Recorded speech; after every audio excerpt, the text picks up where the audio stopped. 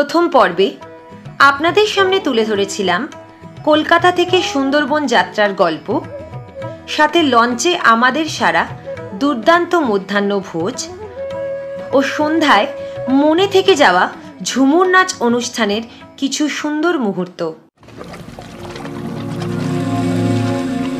আর আজ 13ই জুলাই 2024 শনিবার এই পর্বে আমরা ঘুরে দেখাতে চলেছি 10,277 স্কোয়ার কিলোমিটার জুড়ে থাকা এই জঙ্গলের কিছু দর্শনীয় স্থান।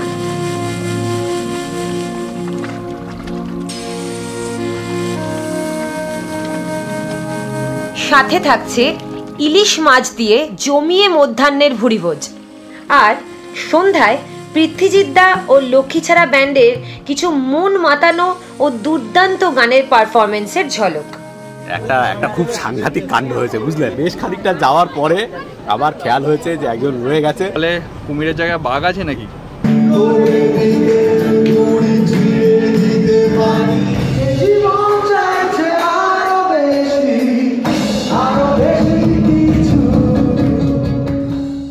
তাহলে চলুন শুরু করা যাক আমাদের সুন্দরবন ইলিশ উৎসবের দ্বিতীয় পর্ব।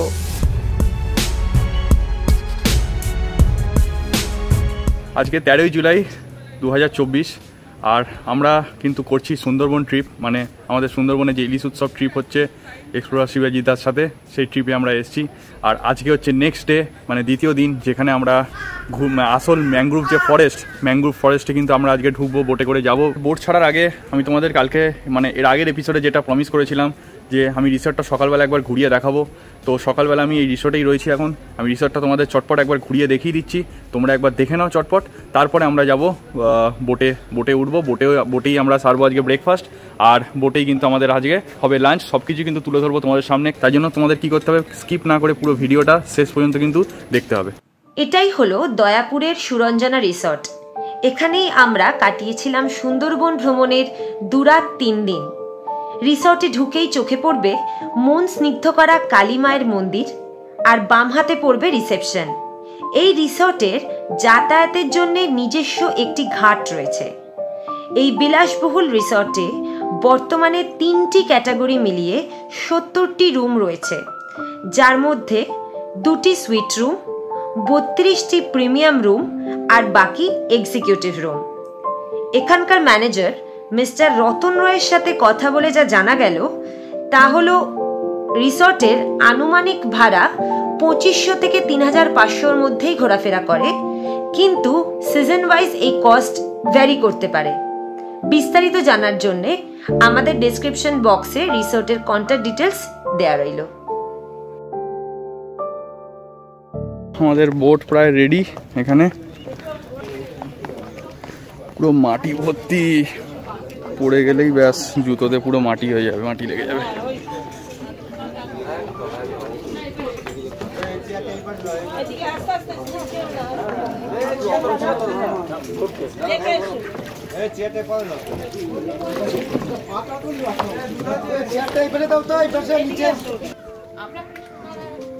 Good morning শিবাজিদা।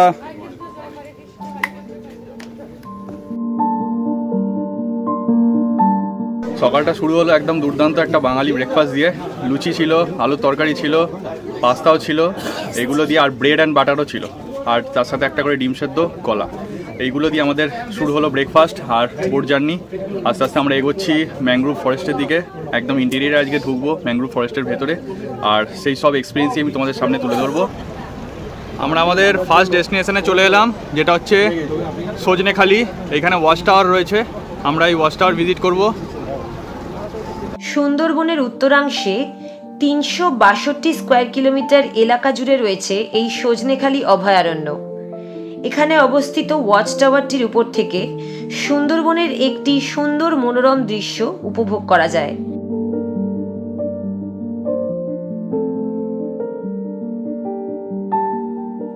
এখান থেকে কিন্তু অনেক সময় বাঘ, হরিণ বা অন্যান্য বন্যপ্রাণীরও দেখা মিলতে পারে।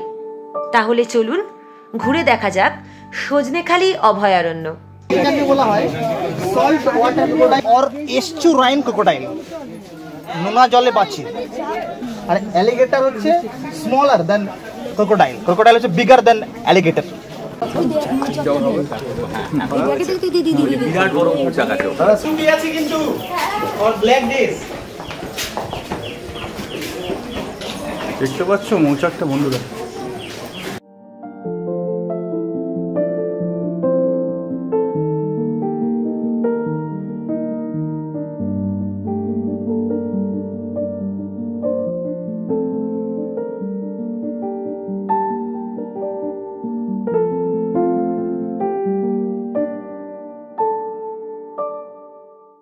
মৌমাছির চাকটা তোমরা কেমন দেখলে বলো, দুর্দান্ত। সজনেখালি ওয়াচ টাওয়ার দেখা হয়ে গেল আমাদের। ওখান থেকে আমরা যেখানে নোনা জল রাখা থাকে ওইগুলোও দেখলাম, যেখানে জন্তু জানোয়াররা জল খেতে আসতে পারে, কিন্তু কাউকে তো দেখতে পেলাম না, কোনো বাঘমামারও দেখা পেলাম না, আশাও তো নেই, জানি না দেখতে যদি পাই। আর তার মধ্যে ওয়েদার খুবই খারাপ, বৃষ্টি পড়তে শুরু করে দিয়েছে। আর এবার এখান থেকে আমরা বেরিয়ে যাচ্ছি ফটাফট আমাদের নেক্সট ডেস্টিনেশনের উদ্দেশ্যে।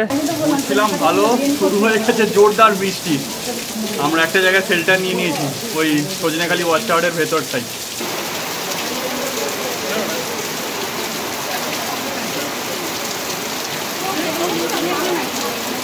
চূড়ান্ত বৃষ্টির মধ্যে সজনেখালি ওয়াচ টাওয়ার থেকে এলাম, কোনো রকমের ছাতা ম্যানেজ করে নিয়ে বোটে এলাম। পা পুরো ভিজে গেছে, জুতো ফুতো পুরো ভিজে গেছে, ভেতরে মোজাতে জল ঢুকে গেছে, যাচ্ছে তাই অবস্থা, মানে প্রায় অর্ধেক ভিজেই গেছি। যাই হোক, অ্যাট লাস্ট বোটে উঠে গেছি, বোট ছেড়ে দিয়েছে, বাইরে চূড়ান্ত বৃষ্টি হচ্ছে আর দেরিও হয়ে গেল অনেকটা। জানি না কখন ব্যাক করতে পারবো হোটেলে, বিকেলবেলা বলতে পারছি না, কারণ এখনও আমাদের অনেকটা ট্যুর বাকি। ব্যাক করতে হয়তো সন্ধে হয়ে যাবে বা রাত হয়ে যেতে পারে। ইলিশ দেখো, বাপরে বাবা, এত বড় ইলিশ!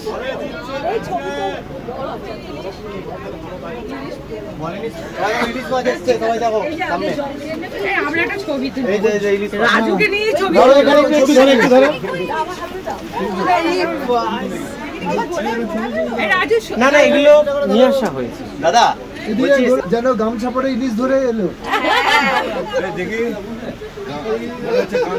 এখানে একটা বড় ব্লান্ডার হয়ে গেছে, যে সজনেখালি থেকে আমরা উঠে গেলাম বৃষ্টির মধ্যে তাড়াহুড়ো করে, ওইখানে একজন থেকে গেছে।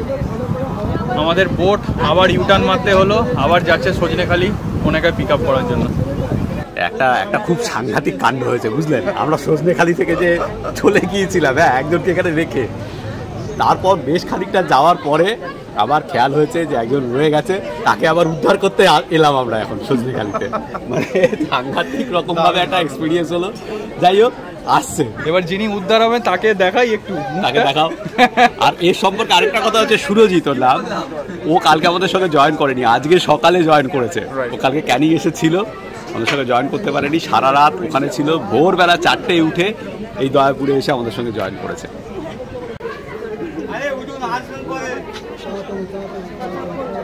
লাভাও লাগলো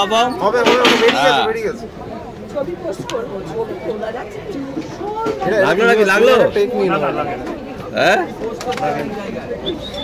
তোমার ছবি এবার হিট হয়ে যাবে। সবাই কিন্তু এখানে খুঁজছে, কিন্তু পেলে কিন্তু জিজ্ঞাসা করো কে উঠলো, মানে ফেমাস সুপারস্টার হয়ে গেছে। আমি লাস্ট সময়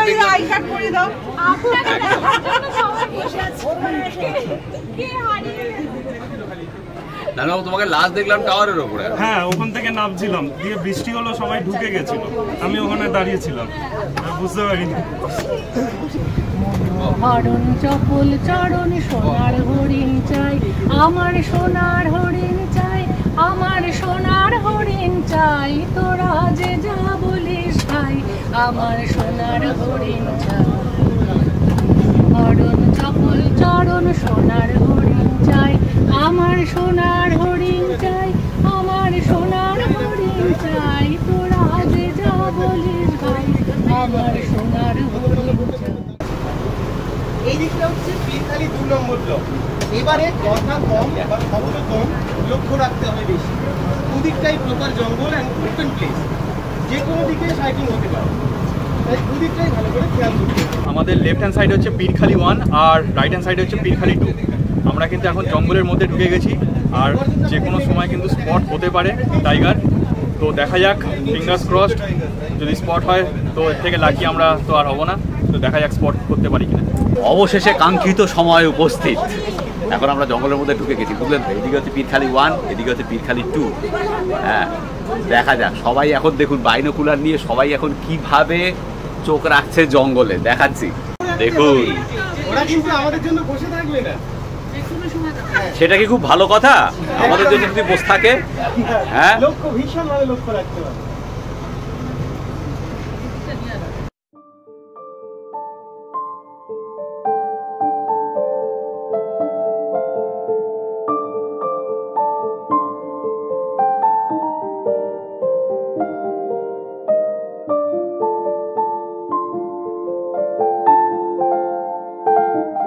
জঙ্গলের মাঝখানে রোদ বৃষ্টি মিলিয়ে একটা দারুণ পরিবেশ।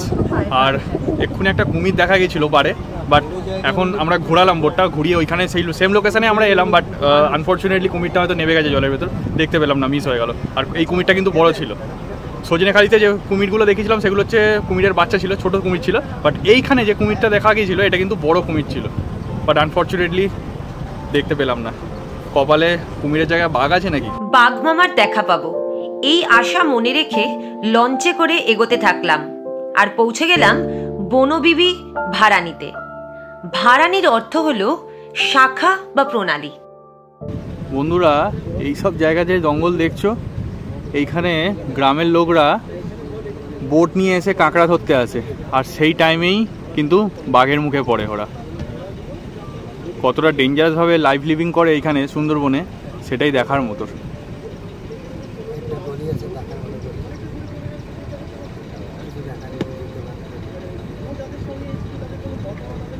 এইসব জায়গায় স্পটিং হওয়ার চান্সেস সব থেকে বেশি থাকে।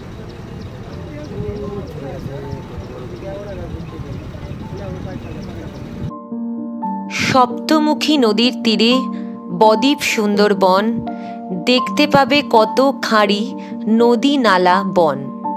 সন্ধ্যা হলে জোনাকিদের বসে আলোর মেলা, নোনা জলে দিনে রাতে কত জীবের খেলা। মাতলা নদীর মাতাল হাওয়ায়, গোসাবাতে পাখির আলয়, পিয়ালি কালিন্দী তীরে সুন্দরী আর কেয়া ঘিরে, প্রকৃতির এই নিবিড় কোলে নৈসর্গিক এক ছায়াতলে, কি যে মনোরম, এটাই সুন্দরবন। না, এবারে আর হলো না। এত খোঁজাখুঁজির পরেও দূরবীনে চোখ রেখেও দেখা মিলল না বাঘ মামার। মনের আশা মনেই থাকলো আর বনের রাজা বনে। তাই বাঘ মামাকে ভুলে মনোযোগ দিলাম ইলিশে। লাঞ্চ রেডি হয়ে গেছে, তো দেখাচ্ছি লাঞ্চে কি কি রয়েছে।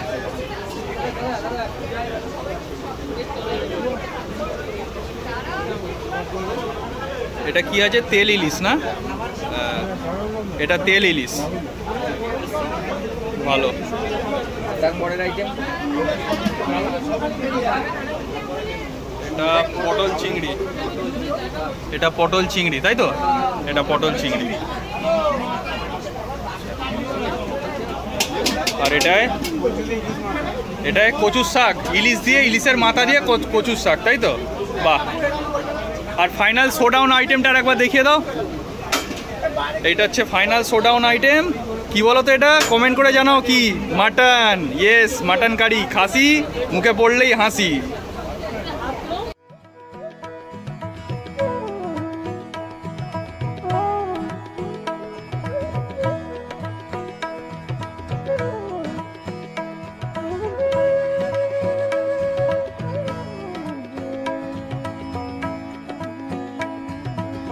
আমাদের হয়ে গেল দুপুরবেলা লাঞ্চ সারা। আর লাঞ্চে কি কি খেলাম সেই মেনু তোমরা আগেই দেখে নিয়েছো। আর লাঞ্চ সেরে আমরা চলে এসেছি কিন্তু দোবাকিতে।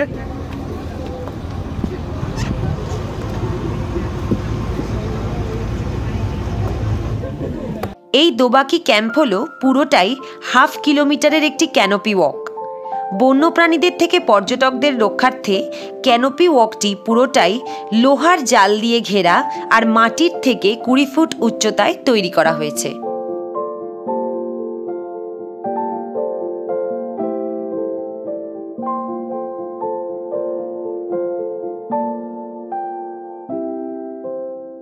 ব্যাপারটা হচ্ছে এরকম, দুদিকে কিন্তু জঙ্গল, আর আমরা ওপর থেকে একটা স্কাই ওয়াক মতো করছি। মানে এখানে স্কাই ওয়াকের মতো করা রয়েছে, যেমন দক্ষিণেশ্বরে রয়েছে আমাদের স্কাই ওয়াক, এরকম স্কাই ওয়াক।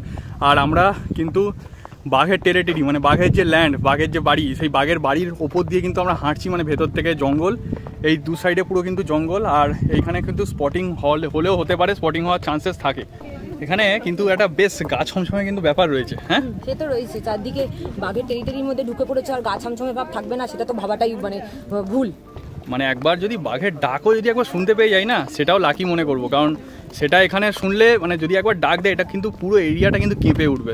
জাস্ট ভাবো, দারুণ। আর এইটা তোমরা যদি আরও একটু শীতের দিকে আসো, ঠান্ডার দিকে আসো, তাহলে কিন্তু আরও এনজয় ভালো করতে পারবে এই জায়গাটা।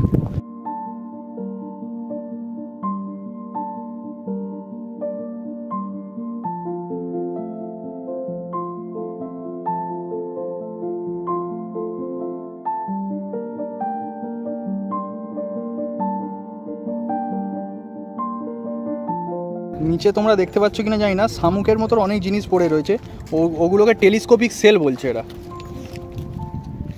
আবার এই লাল লাল এগুলো কি? লাল লাল এদিকেও পড়ে রয়েছে নিচে, দেখতে পাচ্ছ তোমরা? হ্যাঁ, দেখতে পাচ্ছ। এই আমরা ওয়াচ টাওয়ারের কাছাকাছি চলে এসেছি, এই ওয়াচ টাওয়ারে এবার উপরে উঠবো। Thank you very much. ভাগ্য এত খারাপ না, না বাঘ নয়, বাঘ নয়, হরিণ, হরিণ, হরিণ ছিল। ওয়াচ টাওয়ারের উপরে উঠতে উঠতেই চলে গেল দুখানা। যাই হোক, কোনো অসুবিধা নেই। এবার আমরা যাচ্ছি আস্তে আস্তে এক্সিট গেটের দিকে। আর এইটা হচ্ছে দক্ষিণ রায়, যাকে আমরা বাঘ তো সুন্দরবনে এমন অনেক জায়গা আছে যেখানে দক্ষিণ রায়েরও পুজো করা হয়। দক্ষিণ রায় বাঘ, বাঘের ছদ্মবেশে, দক্ষিণ রায় ছিল অ্যাকচুয়ালি একজন রাজা, ও বাঘের ছদ্মবেশ নিয়ে সমস্ত বন্যপ্রাণীগুলো শিকার করতো, হত্যা করতো। তো দক্ষিণ রায় যাতে হত্যা না করে সেজন্য বেশ কিছু জায়গায় দক্ষিণ রায়কে পুজো করা হতো, যে আপনি ক্ষমতাশালী, আমাদের খাবেন না, মারবেন না। পরেও যখন বনবিবির উত্থান হলো, আবির্ভাব হলো, তখন হচ্ছে দক্ষিণ রায় যে শক্তি বা প্রতিপত্তি সেটা অনেকটা কমে গিয়েছিল। তারপরে বনবিবির সঙ্গে দক্ষিণ রায়ের একটা যুদ্ধ হয়েছিল, সেই যুদ্ধে বনবিবি জয়লাভ করার পরে বনবিবির আবির্ভাব। আচ্ছা, এখানে যে মূর্তিটা, দুটো মূর্তি দেখলাম, একটা হচ্ছে বনবিবি বা বনদেবী। দুটো নাম কেন? বনবিবি হচ্ছে এখানে যারা ফরেস্টে যারা থাকে, এখানে কিন্তু মুসলিমরাও এই দেবীকে পুজো করে। তো এই দেবীকে যারা পুজো করে, যে মুসলিম সম্প্রদায় আছে যারা এই দেবীকে পুজো করে, তারা একে বনবিবি হিসাবে মানে। আর যারা হিন্দুরা পুজো করি আমরা, হিন্দুরা কিন্তু বনদেবী হিসাবে এনাকে কিন্তু পূজিত করা হয় এই জঙ্গলে। আর এখানকার রীতিমতে কিন্তু এনার মানে এই যে ঠাকুর, এই ঠাকুর কিন্তু মানে খুব জাগ্রত। এখানকার লোকেরা কিন্তু এই ঠাকুরকে খুব মানে, খুব বিশ্বাস করে, কারণ যখন জঙ্গলে যায় বা কোনো মধু সংগ্রহ করতে যায় বা কাঁকড়া ধরতে যায়, তো এনার স্মরণ করেই কিন্তু সব এখানকার স্থানীয় যে গ্রামবাসীরা তারা কিন্তু জঙ্গলে ঢোকে। ফাইনালি দোবাকি থেকে আমরা বেরিয়ে গেলাম, এবার আমরা ডাইরেক্ট যাচ্ছি আমাদের রিসোর্টের দিকে। তোমাদের সাথে ডাইরেক্ট দেখা হবে রিসোর্টে গিয়ে, আর রিসোর্টে রাতে আমাদের কিছু প্রোগ্রামও আছে, তোমাদেরকে আমি দেখাবো রিসোর্টে গিয়ে। ঠিক আছে, চলো তাহলে একেবারে নয় ডাইরেক্ট দেখা হচ্ছে রিসোর্টে গিয়ে। আর যদি কোনো ইন্টারেস্টিং কিছু আসে মাঝখানে আমাদের রাস্তায় যেতে যেতে, নিশ্চয়ই আমি তোমাদের দেখাবো।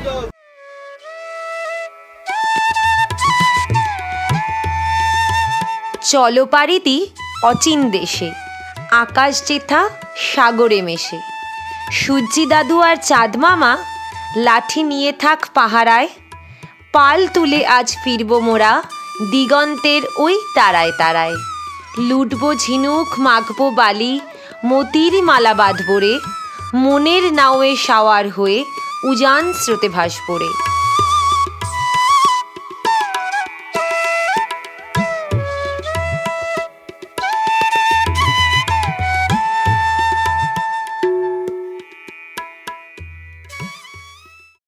তাহলে সেকেন্ড ডে ট্রিপ আমাদের কিন্তু কমপ্লিট হয়ে গেল, আমরা ঘুরে চলে এসেছি। আর তোমাদেরকে যেটা দেখাবো প্রমিস করেছিলাম, আমাদের ইভিনিংয়ের যেটা প্রোগ্রামটা হওয়ার কথা রয়েছে, এখানে পৃথ্বীজিৎদাও কিন্তু গান গাইবে, সেটা আজকে আমার চ্যানেলেও আমি দেখানোর সৌভাগ্য পাচ্ছি। তাহলে চলো দেখা যাক আমাদের এই প্রোগ্রাম। কোথায় সব আমরা অনুষ্ঠান শুরু করে দিই নাকি? গত 2 মাস ধরে আমাদের কত ভিডিও হয়, তার এডিটার কিন্তু দেখতে এরকম, কিন্তু এডিটিং দুর্দান্ত করে। আমাদের যে থাম্বনেলগুলো সেগুলোও বানায়, ঠিক আছে? অর্পণ পাদনী, তো ও কিছু বলবে। অর্পণ আজকের অনুষ্ঠান শুরু করছে। চলছে ভ্রমণ, লিখছে কলম, বলছে এক্সপ্লোরার শিবাজির ক্যামেরা। সব ভুলে বেরিয়ে পড়ো, क्योंकि जिंदगी ना मिलेगी दोबारा। দুই বন্ধুর এই ভ্রমণ কাহিনী রাখবো চিরকাল স্মরণে, নিন্দুকরা থাকুক নিন্দার হাটেতে, আর এক্সপ্লোরার শিবাজি দর্শকদের মনে। এক্সপ্লোরার শিবাজি হিপে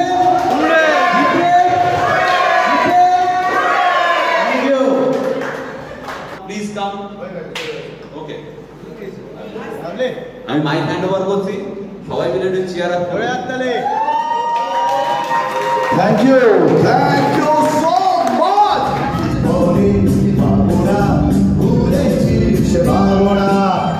আমার শরীর সাথে সকালে সকাল ফিরবে না, সেদিন ফিরবে না, তোরে দিকে দড়ি ছিঁড়ে দিতে পারি, তোকে আলোর ফিরবে না, চিরদিন কেন পাই না।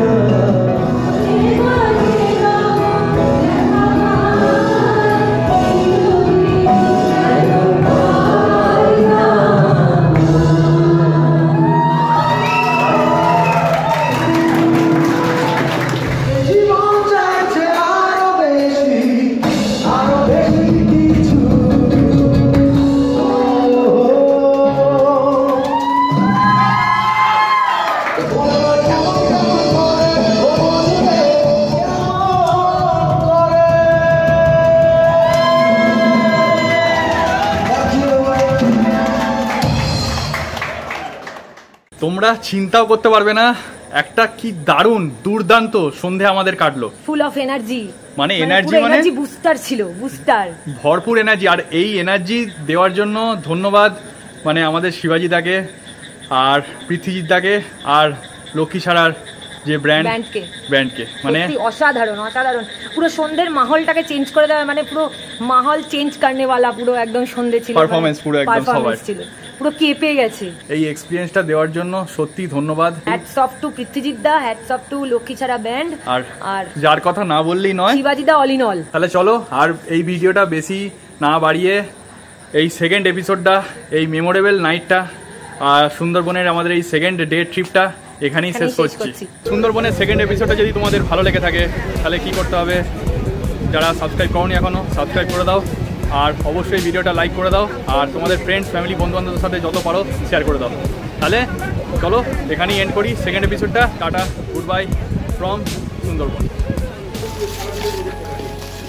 তুলে দাও তাহলে কিন্তু তোমার খুঁজে বার করে আমি সেই ডনের মতো আচরণ করবো। ইউটিউবে যতগুলো ক্যাটাগরি আছে তার মধ্যে ট্রাভেল ব্লগ বানানো সবচেয়ে কঠিন, আর এই দায়িত্বটা কাঁধে তুলে নিয়েছে। আপনাদের সবার কাছে অনুরোধ রইল এই ছেলেমেয়েগুলোর পাশে থাকার, ট্রাভেলার স্পিনমে সঙ্গে থাকবেন।